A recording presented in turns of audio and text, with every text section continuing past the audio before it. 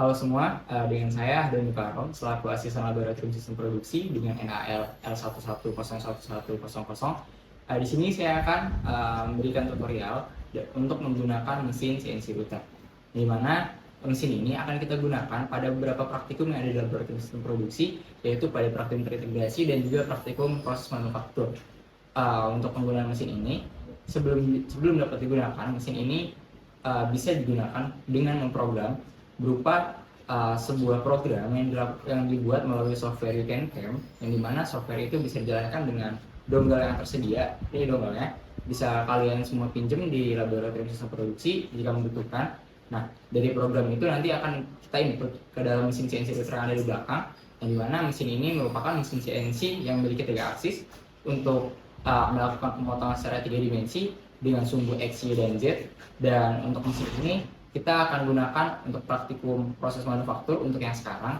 Maka buat teman-teman semua bisa simak video ini dengan baik. Baik teman-teman, jadi sebelum kita menggunakan mesin CNC router ini, kita harus mengetahui SOP yang harus kita ikuti selama proses penggunaan mesin ini. Yang pertama, kita harus menggunakan APD, yang dimana kita menggunakan baju dan celana lengan panjang dengan berbahan tebal, kemudian juga kita menggunakan kacamata safety, dan juga tentunya menggunakan sarung tangan. Dan selanjutnya, periksa air pendingin mesin, pastikan airnya terisi penuh. Kemudian, periksa stabilizer dan nyalakan stabilizer ke tombol on. Selanjutnya, pastikan semua tombol emergency sudah diputar menjadi normal. Setelah tombol emergency kembali seperti semula, nyalakan mesin melalui tombol hijau di bawah.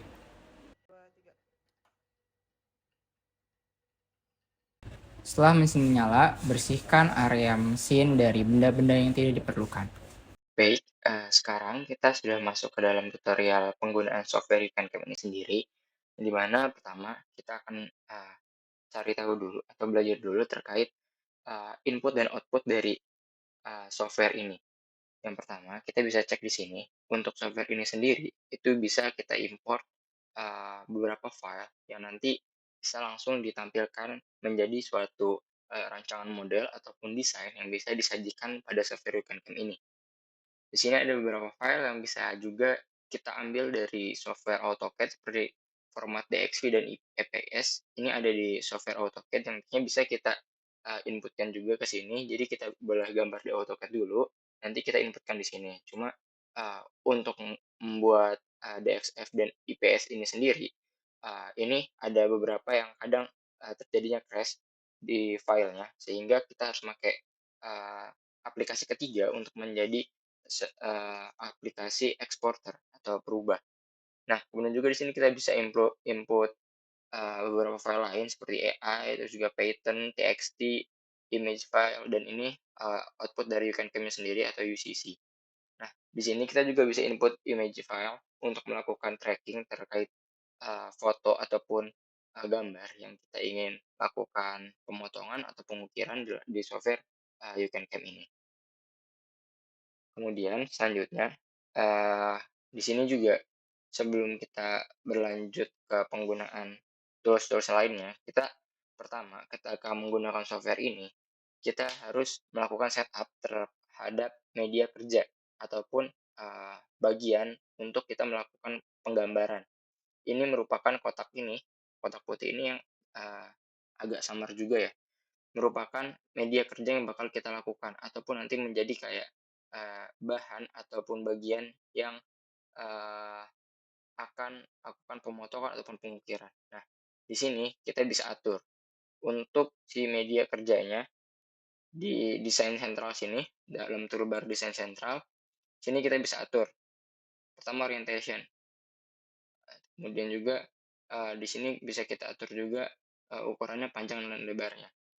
Satuan yang kita pakai di sini itu satuannya milimeter untuk semua bagian. Jadi di sini ada 200 milimeter atau 20 cm untuk lebarnya, dan di sini panjangnya ada 250 milimeter atau 25 cm. Nah, ukuran ini disesuaikan dari ukuran kayu yang kita pakai. Jadi jika ukuran kayu yang kita pakai itu 1 meter, panjangnya, lebarnya contohnya, itu kita bisa masukkan 1000 mili, dan nanti dia akan menyesuaikan sesuai ukuran kayunya. Nah, kita pakai yang 200 saja dulu. Sini setelah dilakukan penyetapan terkait ukuran bahannya, kita selanjutnya akan coba menggunakan beberapa shape yang nanti bakal banyak kalian gunakan dalam praktikum prosman ini. Ya, beberapa shape-nya mungkin dari line, yang dimana line sendiri itu dibuatnya dari kita taruh titik di salah satu bagian, nanti bisa kita tarik titiknya ke bagian lainnya. Nah, salah satu kekurangan dari software ini sendiri itu eee, tidak bisa menyesuaikan ukuran dari si objek yang kita buat dari shape ataupun line ataupun lainnya itu sesuai seperti di AutoCAD. Contohnya, kalau di AutoCAD itu kita bisa pakai Command L, terus kita bisa tarik kasih titik awalnya di mana, terus kita bisa tarik jarak ke samping itu berapa, itu kita bisa kalau di AutoCAD. Namun kalau misalkan di software ini kita itu tidak bisa melakukan hal tersebut. Jadi kita di awal untuk membuat garis seperti ini tadi, kita awal naruh titik sembarang, kemudian kita tarik garis sembarang. Kita nggak bisa tentuin di sini mau berapa-berapanya, kita nggak bisa tentuin. Jadi kita bisa tarik titik sembarang juga misalkan ke sini. Nah, di sini setelah ditarik kita mencet escape untuk keluar dari menu yang tadi. Selanjutnya nanti akan kita diarahkan ke uh, desain sentral yang tadi, yang seperti awal, yang seperti membuat kertas ini. Di desain sentral ini baru kita bisa mengatur bagaimana posisi-posisi si garis ini. Untuk menyetarkan posisinya, misalkan kita ingin menyetarkan ini kan miring nih, agak nanjak. Nah, kita mau menyetarkan posisinya biar lurus. Jadi kita bisa copy salah satu dari titik Y di sini untuk di-copy ke titik Y lainnya agar posisinya bisa sejajar sama titik Y. Nah, ketika di sini posisinya sudah sejajar, nggak miring lagi. Makanya dari teman-teman juga di sini harus paham juga terkait titik koordinat X, Y, dan Z. Karena di sini akan kepake sekali dalam proses pembuatan gambar dan lainnya. Nah, di sini kita untuk mengatur ukuran panjangnya, jika ingin 20 cm ataupun kita 10 cm atau 100 mili ya. Nah, ini kita bisa ukur di sini bentuknya. Nah, jika sudah, ya udah kita skip aja.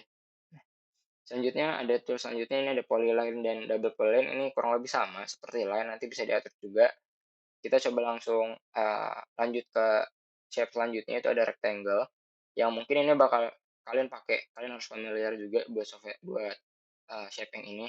Sama seperti tadi, kita taruh titik di salah satu bagian sembarang, lalu kita tarik garis. Nah, di sini posisi DX dan DY ini adalah posisi center dari si persegi ini, dan X dan Y itu posisi atas dan bawahnya. Nah, kemudian di sini kita untuk merubah ukuran, kita rubah ke gambar yang kotak ini. Nah, kita rubah panjang dan lebar persegi yang ingin kita buat berapa sih. Contoh kita ingin buat lebarnya itu 5 cm, berarti kita masukin 50. Terus lebarnya yang ingin kita buat itu contoh 13 cm, 130.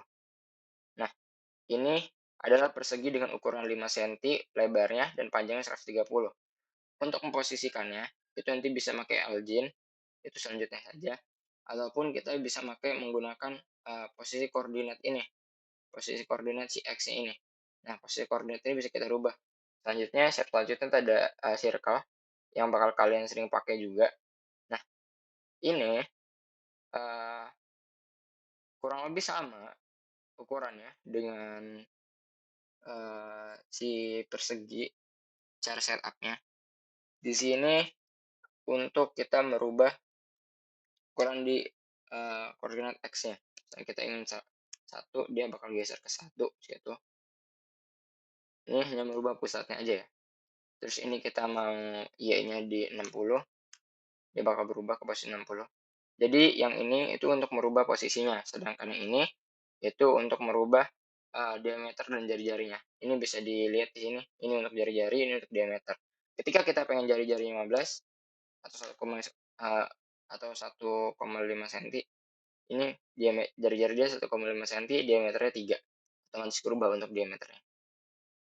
Oke, mungkin seperti itu untuk lingkaran. Kemudian beberapa tools yang lainnya, sebenarnya ini, untuk, membuat,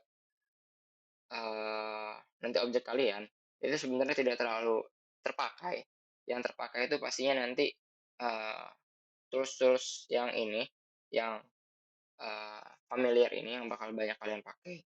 Nah, paling di sini ada poin, ini poin tuh dipakai untuk melakukan drilling atau perubahan nanti. Nah, di sini kalian bisa nyesuaiin si titik poinnya mau taruh di mana, posisinya di mana, ini bisa diatur di sini. Misalkan rubah posisinya jadi di, eee, titik, 19 senti. Nah, dia bakal berubah di sini. Jadi si titik ini hanya bisa dirubah posisinya, tidak bisa dirubah, eee, ukurannya. Selanjutnya ke tools-tools lainnya. Nah, di sini ada tool stream yang biasa kita pakai juga di AutoCAD, yang pastinya untuk menggunakan tools ini, kita perlu alat bantu ataupun garis bantu. Yang di mana di sini garis bantunya itu, kita yang tadi ketika buat garis kita harus sesuaikan ukurannya, posisinya, jaraknya, itu sesuai dengan, eee, yang kita mau. Cuma kita sesuaikannya setelah dibuat garis ini. Ini saya contoh buat sembarang aja, garis sebelum kita lanjut ke trim-nya, yaitu kita pilih objeknya dulu, tekan ini dan ini. Nah, kita trim, kita bisa pilih mana yang mau kita trim. Nah, ketika ini udah di-trim, ini jadi aduh sorry, ini jadi satu kesatuan yang udah nyatu ya, tuh. Jadi satu kesatuan, dipotong kayak gini. Selanjutnya, di sini juga ada tools-tools lainnya. Di sini udah untuk slice, ini juga rectangular size, jadi nanti bakal ngebuat objeknya. Dan ini kurang masih, buat kalian nggak terlalu banyak kepake buat yang ini. Jadi yang bakal kalian pakai itu kebanyakan di trim, juga, ini dan juga offset. Mungkin nanti, untuk offset juga ada, apa namanya, ada suatu suatu bagian yang itu nanti jatuhnya kayak kalau misalkan kalian mau bikin sudut-sudut yang miring pun ini bisa pakai offset ya. Ini saya contohkan offset. Misalkan contohnya nanti kalian mau buat si sudut-sudut ini tuh miring. Nah, untuk fillet sendiri di, you can cam ini itu agak tricky. Jadi lebih cepat itu pakai offset ketika ingin membuat sudut-sudut yang miring. Nah, untuk offset sendiri itu bisa diatur nih sudut-sudutnya, mau tegak lurus, mau lengkung, ataupun mau, kayak kalau di AutoCAD kayak chamfer yang dia tuh di ujung gitu loh. Nah, ini kita bisa juga offsetnya mau di inner atau outer. Nah, kalau misalkan mau di outer itu dia bakal bentuknya keluar, distance-nya jaraknya lebih besar. Di sini 5 mili. Kalau misalkan mau berubah jadi jaraknya lebih besar 1 senti bisa. Nah, ataupun kalau misalkan mau berubah 2 senti pun bisa, cuma tadi jangan di-enter dulu, dirubah di situnya aja. Kalau misalkan di-enter jadi langsung fix kayak gini. Eee, kita hapus. Nah, contoh tadi mana offset. Nah, sini misalkan mau berubahnya, 2 mili gitu, klik aja, jangan diklik dari luar. Nah, langsung kayak gini, oke.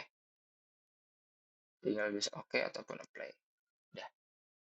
Udah buat drilling kayak gitu, kita lanjut. Di sini ada toolpad, selanjutnya itu ada profil mesin. Profil mesin ini, biasanya itu kayak kita mau, motong.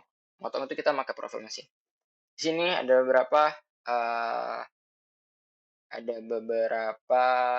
mata bor yang bisa kita pakai, ada ball noise, ada end mill, ada conventional tool, ada bull, mill tool. Nah, bisa kita cek di tool library. Tadi end mill, ball, conventional, sama bull. Nih, dari setiap tipe mata bornya ini beda-beda bentuknya. End mill dia tuh bentuknya kayak tabung lurus, ada kikisan di ujung. Ball noise tuh dia agak ada lengkungan di bawah. Konvensional ini dia kayak pensil, runcing di ujung. Bull mill itu hampir kayak gabungan end mill sama ball noise, cuma dia, sudut ujungnya dikit. Nah, fungsinya sendiri ini akan berfungsi dari bentuk-bentuk ini, akan membentuk di objeknya itu, sesuai dari mata bornya sendiri. Kalau misalkan pakai end mill ini, dia akan tegak lurus sudutnya. Jadi ketika kalian potong itu potongannya bakal tegak lurus, potongannya rapi.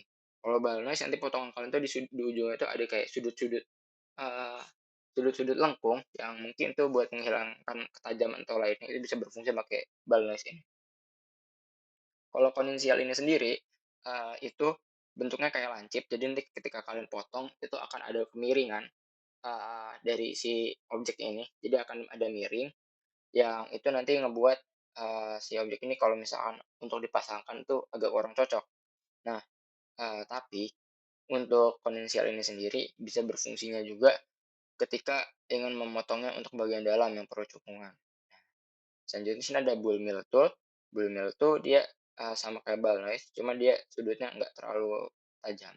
Nah, di sini sudutnya dikit, ini berfungsi, sama kayak tadi untuk bentuknya, ujungnya tuh ada sisi miringnya gitu. Nah, di sini bakal yang kita pakai, yang ada di laboratorium kita, itu toolsnya namanya end mill, matabornya matabor end mill, yang di mana matabor ini itu, ukurannya di kita tuh yang ini, jadi diameternya itu 3,175 milimeter dan, tingginya itu, tinggi panjangnya itu di sini, H22 atau, eee, tingginya tuh 2,2 senti panjangnya. Cuma di kita tuh sebenarnya lebih panjang, cuma ini nggak apa-apa, yang penting itu kita sesuaikan dari si diameter si, blade ini. Tapi, kita juga harus perhatiin kalau misalkan si mata bornya itu lebih pendek dari ini, usahakan jangan dipakai karena nantinya itu bakal berpengaruh ketika mesinnya operasi. Nah, untuk memilih toolsnya itu kalian cukup pencet saja, tekan saja, diposisikan saja, kursornya mau di mana, bloknya mau di mana, misalkan di sini, itu tinggal di kalian close, nanti dia bakal sesuaikan di sini. Oke, kita lanjut. Di sini kita, ada beberapa pilihan position, itu ada on, outside, dan inside. Kalau on, itu nanti hasilnya akan, sesuai dalam garis ini. Contoh, kita pakai on, nah, jadi posisinya di sini, garis birunya ada di sini, tapi kalau kita coba kita back ya. Nah, kita back. Kalau outside, itu dia akan di luar garis motongnya. Nah, dia potong di sini, jadi ukurannya itu akan sesuai ukuran yang kita inginkan, nggak kepotong dari mata bornya. Nah, yang tadi kenapa harus diperhatiin itu ketika pemotongan itu nanti bakal berdampak gitu di sini ketika kalau si mata bor besar, dia bakal mengkikis area ini sini, area sini bakal kekikis. Selanjutnya kita coba yang inside ya, mesin inside, yang inside nanti jadinya dia bakal motongnya di bagian dalam. Kalau di bagian dalam sini, jadi, ukuran yang hasil akhirnya itu, bakal kepotong nih bagian sininya, sesuai dengan, eee, besaran mata bornya ini sendiri. Kita close, selanjutnya, di sini area clearance. Area clearance sendiri itu bentuknya nanti kalian kayak mengukir, cuma nggak sampai habis, dan itu ukirannya cuma 2 dimensi, yang di mana itu nanti akan membersihkan salah satu bagiannya. Contoh, kita pakai yang ini. Nah, harus kita ketahui juga untuk area clearance, itu nanti kalian perlu menggunakan 2 objek yang bakal dijadikan bagian, eee dasar dan juga bagian potongnya. Untuk mata bor yang, baik untuk area clearance, itu pakai konvensial. Kenapa konvensial? Karena dia pertama lancip, jadi dia, untuk pemotongannya itu dia lebih detail lah, sudut-sudut kecil itu masih bisa dia jangkau, karena dia bentuknya lancip ujungnya. Kalau misalkan pakai end mill pun bisa, tapi nanti bentuknya dia, bisa jadi kepotong karena, ukurannya besar bawahnya. Di sini kita pakai konvensial, yang di mana konvensial yang dipakai itu diameternya 3, terus, di sini ada sih ukurannya. Kita pakai ini, diameter 3, A-nya 10, A itu jarak dari sini, dari bawah ke potongannya. Jadi di konvensial tuh ada sini, ada sebagian potongan di atasnya sebagai, arah pisaunya, itu tingginya 10 atau 1 senti. Nah, udah pakai itu. Nah, total dip kedalaman di sini kedalaman yang kita mau tuh berapa? Untuk menentukan total dip juga kalian harus perhatikan ketika menentukan total dip, itu ukuran materialnya itu tebalnya berapa. Kalau misalkan tebal materialnya itu 1 senti, ketika ingin area clearance, itu kalian harus, menempatkan total dipsnya di bawah 1 senti. Kenapa? Ketika kalau misalkan 1 senti ataupun lebih, dia akan bolong. Jadi bukan malah mengukir, tapi malah bolong. Contoh, kita pakai total dipnya di sini, 5 mili, setengahnya.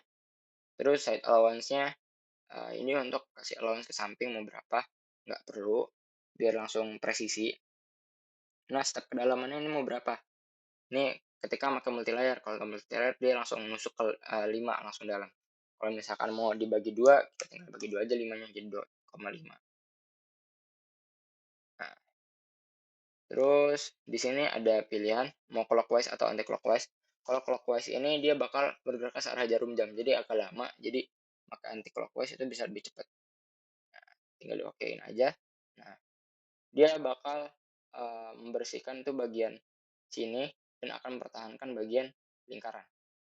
Jadi ini area yang bakal dibersihin atau diukir, dikosongin yang sedalam 0,5 senti itu oleh mesin tuh area ini, sedangkan yang lingkaran ini dia akan bertahan. Kenapa? Tadi kita men-select-nya itu si lingkaran dan si persegi. Oke, selanjutnya kita coba ngebersihin yang di bagian dalamnya.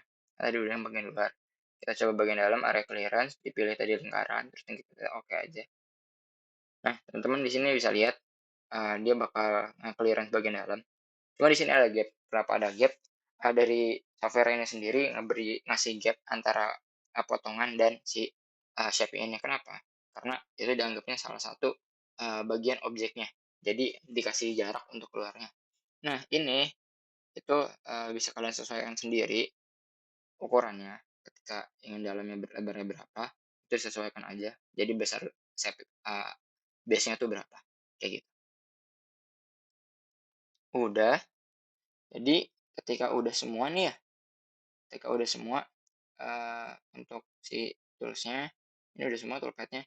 Selanjutnya, itu untuk melakukan eee, proses pemotongan, coba ini ini juga yang bagian luarnya, biar ada contohnya juga. Ini bagian luarnya bakal kita coba pakai profil mesin, kita pakai yang end mill yang tadi, yang 3,175, terus kita makanya yang outside, karena ini inside tadi dipotong, kita pakai yang outside, dalaman kayak gini, settingan kayak gini lah. Ini untuk kayu yang 1 senti, dilebihin 2 mili agar bolong, kan tadi beda ya sama si end mill. Jadi kita total dipnya 12 senti, multilayer 3 mili, sorry tadi total dip 12 mili atau 1,2 senti, multilayernya 3 mili, yang nanti jadi dia bakal 4 kali motong. Nah, nanti dia bakal buat uh, uh, satu per satu potongan itu selama 3 mili, dalamnya 3 mili, 4 kali potongan. Tinggal di oke. Nah, udah. Ini tinggal kita ambil aja bagian keseluruhannya. Nah, ini kalian harus posisikan si objek ini mau ditaruh di mana. Nah, contoh mau diposisikan di sini gitu ya. Nanti ketika kalian mau posisikan si objek yang bakal dipotong ataupun bakal diproses, itu kalian harus perhatikan gap kiri kanannya. Kenapa? Karena nanti akan ada kecepit atau klem yang bakal mencepit si bahan material ini untuk menjaga si bahan ini tidak bergerak. Nanti akan dijelaskan langsung pada mesinnya. Nah, usahakan kalian kasih gap di sini jaraknya berapa. Kemudian kalian nanti setelah ini sudah diposisikan dengan baik, contoh ingin diposisikan di sini, itu nanti kalian bisa pilih toolpad, terus pilih si toolpad output. Toolpad output sini itu untuk mengatur kalian tuh ingin mengeluarkan si outputnya ini posisinya gimana. Nah, di sini ada titik origin point yang dimana sebagai titik peletakan awal si motherboard-nya dari mesin ini. Jadi nanti untuk di awal di mesin itu bakal ada setup yang bakal dilakukan untuk jatuhnya kayak calibrate gitu buat posisi awal si mata bornya itu posisinya di mana. Nah, baiknya karena nanti bakal ada ragam penjepit di sini, di bagian sini, itu bakal diposisiin untuk posisi X-nya itu posisi X ke samping, posisi X-nya. Posisi X ya ke samping, itu kita posisiinnya jaraknya dari si ujung itu 5 cm. Nah, terus posisi Y-nya posisiin aja 1 cm dari ujung kiri sini. Posisi 1 cm. Nah, jadi posisinya di sini. Jadi nanti ketika kalian bakal menaruh si mata bornya itu, kalian buat dulu titik awal objeknya itu, titik awal si mata bornya itu bakal taruh di mana. Nah, di sini, tinggal taruh di sini. Terus ketika udah diposisikan, ini Z kalau misalnya kalian taruhnya mau di agak ngambang, cuma ini dinolin aja. Nah, nanti kalian ketika udah di posisi ini, kalian bisa ke sini untuk merubah format namanya.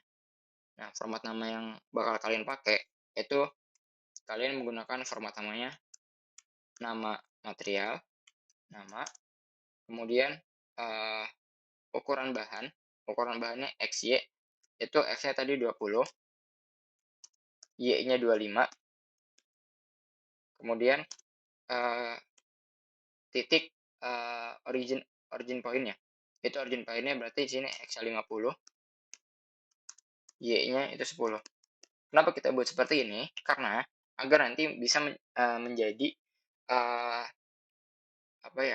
menjadi suatu informasi gitu terhadap operator yang akan mengoperasikan mesin ini. Dia tahu material ukurannya berapa, dia tahu juga origin point-nya di posisi berapa, itu nanti biar dia bisa sesuaikan bisa disesuaikan si ketika peletakan mata bornya, ketika melakukan setup bahannya itu bisa disesuaikan oleh operatornya. Nanti kalian save, kalian open, nanti dicek dulu di sini udah sesuai namanya. Jadi di sini keluar ada di file apa dan tinggal di save. Nah, output dari sini itu bakal bentuknya itu NC ya. Jadi output untuk si 3D, output untuk CNC routernya. Nah, di save. Nah, ini kalian untuk nge-save ini itu yang bakal keluar itu hanyalah si outputnya aja. Nggak berupa file desain ini. Oke? Ketika udah di save, boleh langsung di close, nanti juga bisa kalian tinjau lagi. Cuma kalau misalkan kalian nanti dalam proses itu masih ragu ngelihat prosesnya mau kayak gimana, itu kalian bisa pakai di sini ada toolpad, ini ada work simulation, nggak bisa dibuka, kita bisa pakai yang set simulation. Kita bisa lihat ini si bahan kayunya ketika proses ini berjalan itu seperti apa, bisa kita lihat di sini ya. Kita start aja. Nah, jadi dia bakal proses itu bersihin dulu, bersihin itu. Nah, jadi layar pertama, ini layar kedua.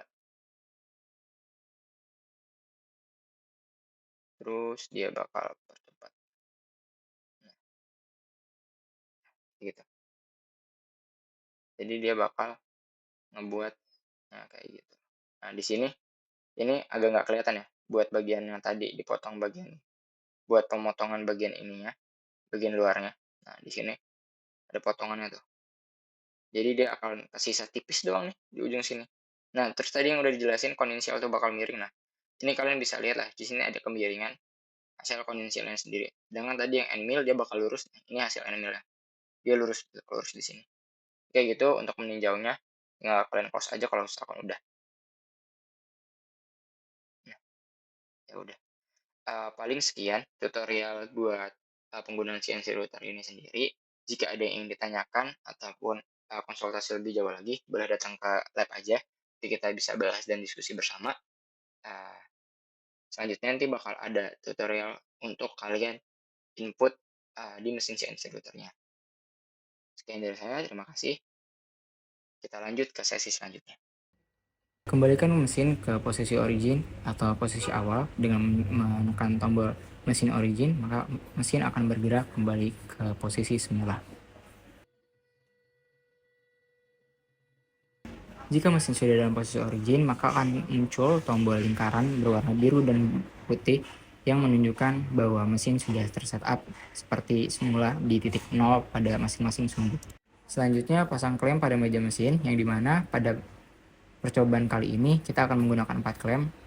Klem ini digunakan sesuai kebutuhan masing-masing. Kemudian letakkan alas terlebih dahulu, kemudian letakkan benda kerjanya. Fungsi alas di sini berfungsi untuk menghindari antara mata bor terhadap meja kerja yang ada di mesin router ini jadi bertabrakan. Kencangkan klem terhadap benda kerja dengan memberikan alas kayu di salah satu ujung sisinya agar tidak menembus meja kerja.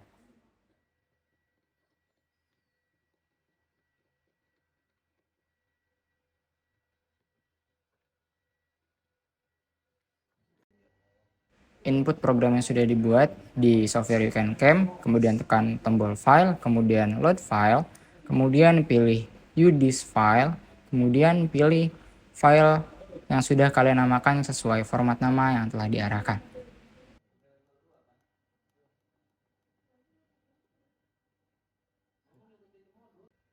Beri tanda pada benda kerja sesuai dengan program yang telah dibuat pada software You Can Cam. Ketika semua sudah dipastikan kuat, setiap klemnya dan juga sudah lurus, maka sesuaikan mata bor dengan titik awal pengeboran yang sudah ditandai dan sudah sesuai dengan program yang telah dibuat.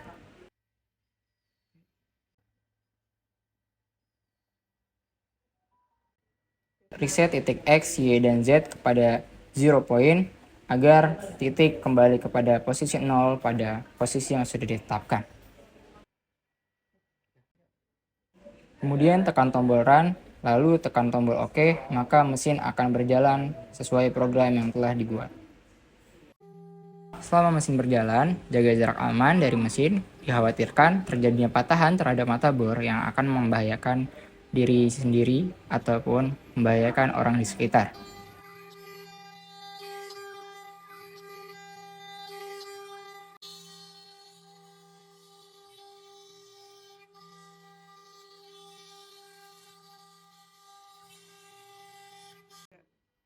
Setelah mesin selesai melakukan proses, maka jauhkan mesin dari benda kerja dan bersihkan area benda kerja dan juga area sekitar pemotongan.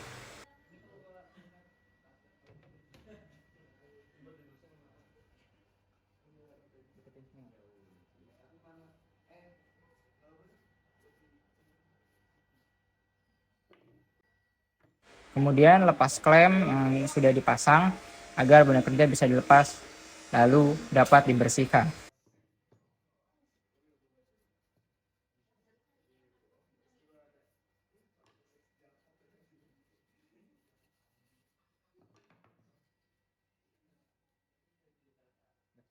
Sekian tutorial penggunaan mesin CNC router pada kali ini. Jika ada yang ingin ditanyakan, silahkan tanyakan kepada asisten pembimbing masing-masing. Terima kasih.